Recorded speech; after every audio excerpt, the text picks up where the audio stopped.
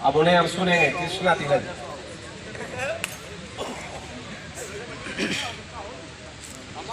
आज मुझे मालूम है कि यहाँ जो हमारे राहुल गांधी जी ब्रिगेड के तमाम पदाधिकारी, राजौरा जी, इनके बेटे भी, और मेरे अभी जो बोल रहे थे हमारे आलम साहब, मेरे साथ कैंटोनमेंट एरिया से अनिल मित्तर जी, रोज अभी बात होती है। बहुत सारी महिलाएं विभिन्न प्रदेशों से आए हुए, वहाँ के पदाधिकारीगण, किशन हमारे ICC से अनेकों और दूसरे भाई किशन के साथ, मैं आपका नाम लूँगी तो देर हो जाएगी, आप बहुत देर फैल जो कुछ मैं पूरी लेना वीडियो। मैं समझती हूँ कि हमारा देश जिस तरह से गांधी जी के नेतृत्व में, गांधी जी के पद चिन्हों पे शांति रखते हुए, सत्य अहिंसा का पालन करते हुए हम देश को इतना आगे बढ़ाया, 70 वर्षों में, 72 वर्षों में, उस देश की बागडोर आज आपके हाथ में है। आने वाली युवा पीढ़ी अपने बुजुर्गों के नेतृत्व में, उनके दिखाए हुए रास्ते पे चल के किस तरह तरक्की करे, वो गांधी जी हमें सिखा गए थे। सत्य अहिंसा के पुजारी गांधी जी ने इस देश को जब हमारे हाथ में सौंपा, देश के प्रथम प्रधानमंत्री पंडित जवाहरलाल नेहरू जी ने देश को जहां सुई तक नहीं बनती थी, वहां खड़े किए बड़े बड़े जहाज बनाने की फैक्ट्रियां, बड़ी बड़ी इंडस्ट्री, बड़े बड़े अनेकों फैक्ट्रियां, जिससे देश ने तरक्की की।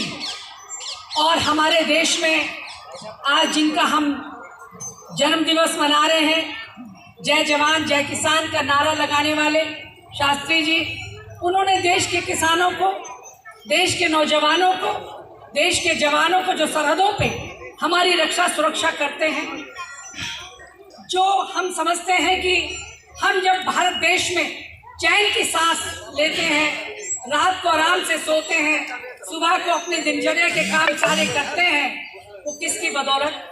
वो उन माताओं के जिनके कलेजे, जिनसे पैदा हुए वो सपूत हमारे देश की सरहदों पे देश की निगरानी कर रहे हैं।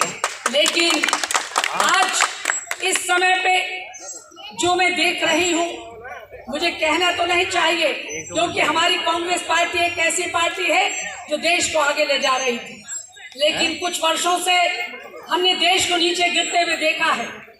उन जवानों की किस तरह से शहीद हो रहे हैं, और कुछ तो शहीद भी नहीं हुए, शहीद कराए जा रहे हैं। हमें उसको बात को ध्यान में रखना चाहिए।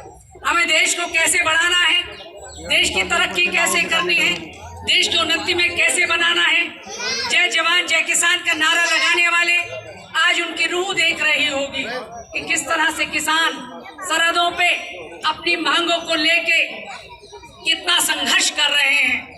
वो किसान अपने लिए नहीं, बल्कि इस देश के हर व्यक्ति के लिए, क्योंकि अन्न सभी खाता है, वो अन्नदाता हैं, उनको हमें मैं प्रणाम करती हूँ और उनकी कठिनाइयों को समझती भी हूँ।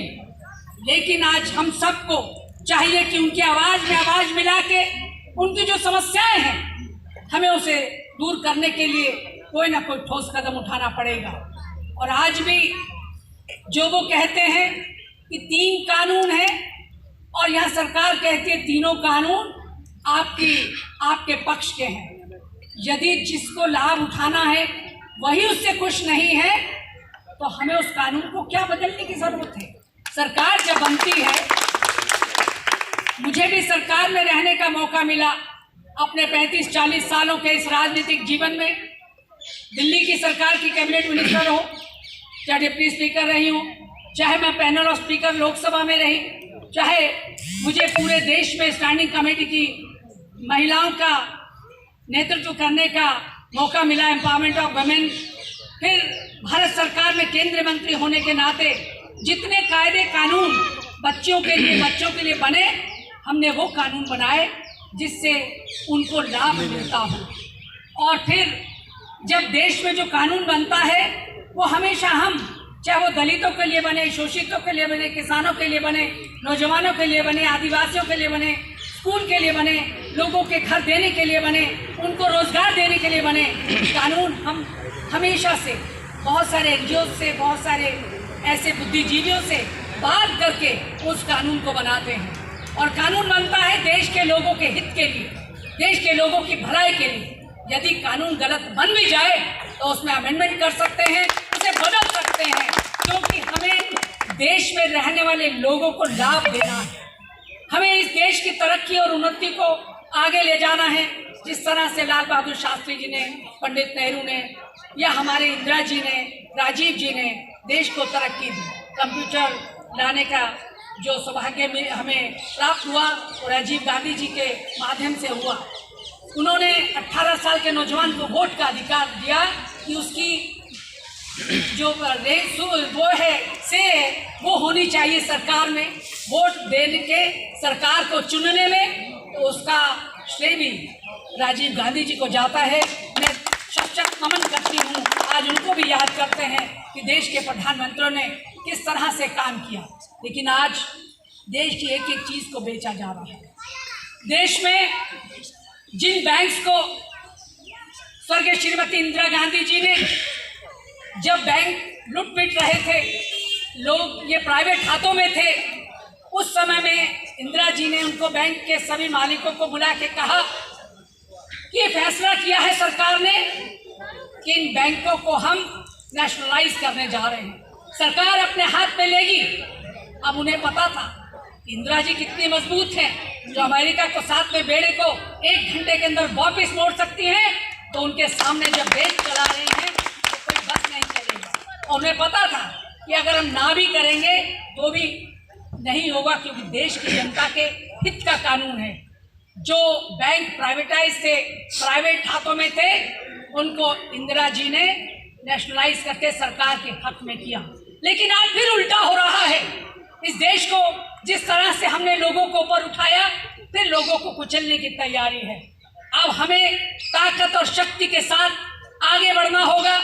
हम सौगंध खाते हैं अपने पूर्वजों की, अपनी इस धरती माता को आज़ाद कराने वाले स्वतंत्रता सेनानियों की, जिनके लहू से, जिनके खून से हमारी धरती की जो नींव है उसमें उनका खून जो बोलता है और कहता है, चीख चीख के कहता है कि देश के नौजवानों, देश के किसानों, देश के जवान, देश के दलित, शोषित, पीड़ित महिलाएं, नौजवान सब इस देश की रक्षा करने के लिए आगे बढ़ें, जिससे देश को हम पुनः से वो सोने की चिड़िया कहलाया जाने वाला देश, भारत देश, जहाँ दूध की नदियाँ बहती थी, जहाँ डाली डाली पे चिड़िया चहचहाती थी, चाचा नेहरू के वो प्यारे बच्चे जो गीत गाते थे। आज उस देश को क्या हुआ है? हर इंसान अपने आप में स्वतंत्रता महसूस नहीं कर रहा। घर में ना चैन से सो सकता है, ना चैन से उठ सकता है। रोजगार खत्म हो गए, घर खत्म हो गए, किसानों की जमीनें खत्म होने जा रही हैं। हर चीज बेच बेच के अब टाटा रतन के पास, एयर इंडिया का जो बेच रहे थे वो वापिस टाटा रतन के पास जा रहा है। BSNL बिक गया, MTNL बिक गया, अनेकों गैस एजेंसियों, गैस का क्या हालत है, महंगाई की मार कितनी है। मैं नहीं कह रही, ये सब समझते हैं आप किस तरह से हमारे ऊपर जो कुछ बीत रहा है। मुझे ज़्यादा कहने की ज़रूरत नहीं, लेकिन बहुत देर से आप बैठे हैं और मुझसे ज़्यादा बुद्धिजीवी आप हैं। आपने बहुत कुछ कहा होगा, मैं सुन नहीं पाई, लेकिन इतना मालूम है कि जिन तकलीफ़ों से आज देश गुजर रहा है, उस देश की बागडोर को संभालने के लिए हमें ताकत और शक्ति से आगे आना पड़ेगा।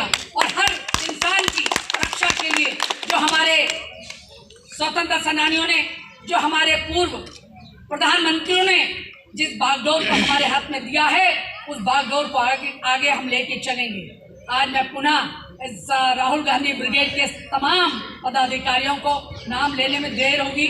आप सब एक दूसरे को जानते हैं। विभिन्न राज्यों से आए हुए मेरे तमाम भाइयों को और बहनों को मैं प्रणाम करती हूँ, मुबारकबाद देती हूँ कि आज किस तरह से हमने हर बार ये प्रोग्राम करते हैं और बड़े बड़े प्रोग्राम हुए हैं। उन प्रोग्राम करने का एक ये माध्यम है, केवल अपनी बात हमें आगे तक पहुंचाने के लिए, लोगों में वो शक्ति और जोश लाने के लिए, जो जोश और शक्ति हमें पहले प्रधानमंत्री पंडित नेहरू से लगा के मनमोहन सिंह जी तक, और जितने भी हमें रास्ते मिले उस रास्तों में हमने हमेशा जनता की भलाई के लिए कानून बनाए, हमने उनके लिए बिल पास किए, हमने किस तरह से बच्चों को कैसे शिक्षा मिले, कैसे बीमारी से दूर रहे। हमने 3 मूलभूत चीज़ों पे हम चलते हैं।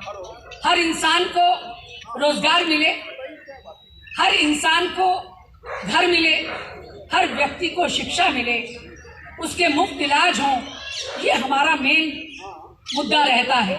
इन्हीं चीज़ों पे हमारा देश टिका है।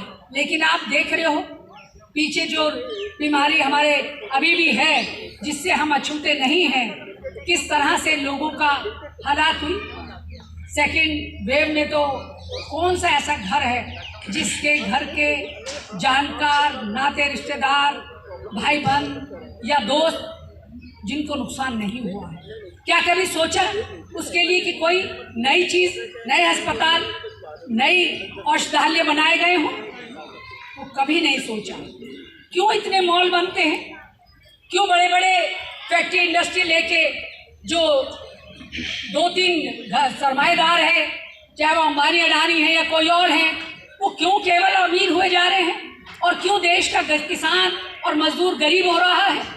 मजदूरों के रोजगार छीन रहे, नौजवानों के लिए आगे कोई रास्ता नहीं, अंधकार है। अब क्या होगा इस देश का? हमें इस सोच विचार को लेके आज गांधी जयंती पे और हमें शास्त्री जी के जन्मदिन पे शपथ लेनी चाहिए कि हम सबको मिलके बुद्धिजीवियों को बैठ के पूरे देश भर में हर गली गली, मोहल्ले मोहल्ले ग्रुप बना के सोचना चाहिए कि हमें कैसे मदद करनी है किसानों की, नौजवानों की, जवानों की, बच्चों के लिए शिक्षा कैसे देनी है, किस तरह से हम जो आने वाली मुसीबतें हैं इनका मुकाबला कर सकेंगे।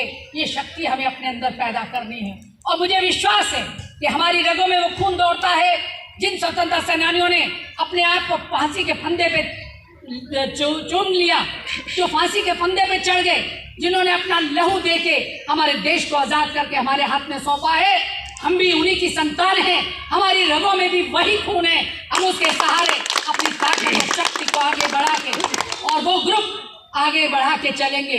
राहुल जी किसानों के लिए, उन महिलाओं के लिए जो पीड़ित हैं, जिनके साथ जगह जगह यूपी हो या बिहार हो या दिल्ली हो, अनेकों जगहों पे किस तरह से वो रेप की शिकार हुई, उनको जला दिया गया, उनको किस तरह से पीड़ा उनके परिवार को हुई।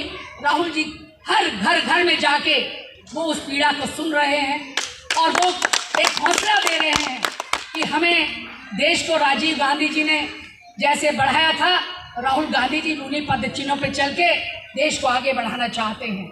हम सब मिल के उनके साथ हाथ में हाथ मिला के उनकी शक्ति के साथ मिल के चल रहे हैं और मुझे विश्वास है कि उस शक्ति के साथ मिल के एक दिन बागडोर देश की संभालेंगे और देश को पुनः उन्नति और तरक्की के शिखर पर ले जाएंगे। इन्हीं शब्दों के साथ मैं पुनः बधाई देती हूँ हमारी राहुल ब्रिगेड को भी, इनके तमाम पदाधिकारियों को आज का प्रोग्राम करने के लिए, और जो जय जवान जय किसान का नारा दिया और जिस गांधी जी ने हमारे देश को आज़ाद कराने में जो शक्ति दिखाई, उसको आगे बढ़ाना अब हमारा काम है।